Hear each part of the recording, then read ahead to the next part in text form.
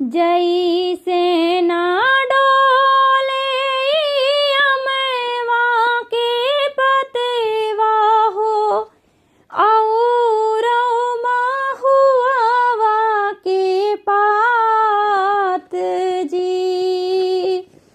जैसे ना डोले अमवा के पतवा हो और महुआ के पात जी।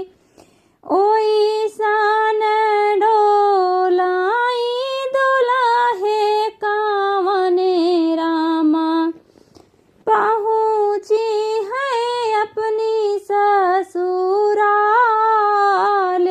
जी।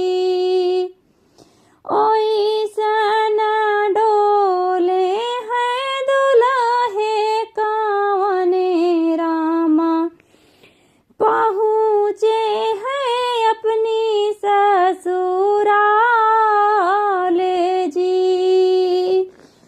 जैसे ना डोले अमवा के पतवा और महुआ के पात जी।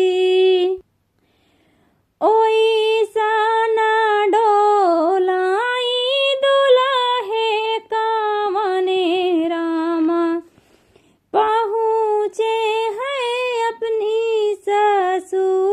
ससुराल जी। ओइसन डोलाई दुल्हे कावने रामा पहुँचे है अपनी ससुराल जी। भीतरा से निकाली है दुल्हन कावने रानी पूछे लागी नहीं हर के हाल जी। भीतरा से निकली है दुल्हन कावने रानी पूछे लागी नहीं हर के हाल जी। का कही धाना हो नहीं हर के हलिया केहू नाही पूछै जले पाने जी। का कही धाना हो नहीं हर के हलिया केहू नाही पूछै जले पाने जी। रोई रोई चिट्ठिया जे लिखी है दुलारी धिया दिहाली बापैया के हाथ जी।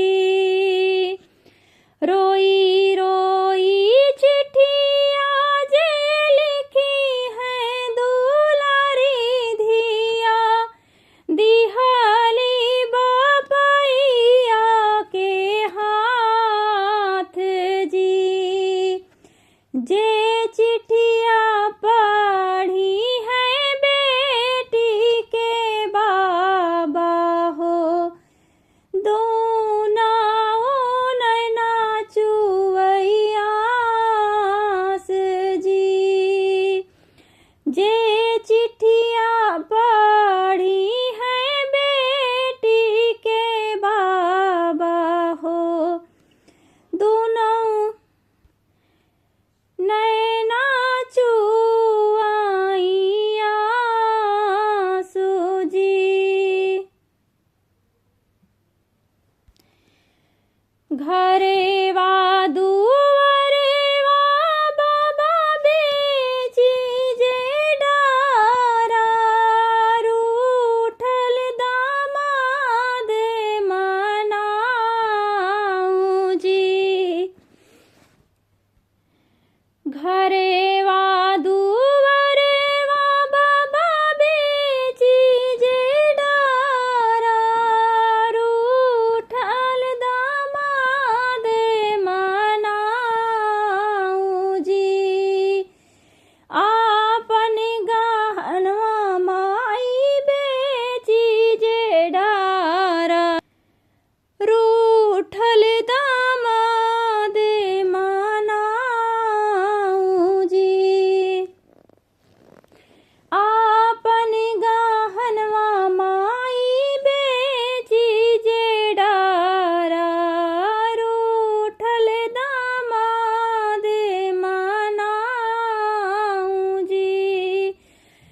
सगरी संपतिया भैया बेची जे डाराऊं, रूठल जीजा मनाऊं जी।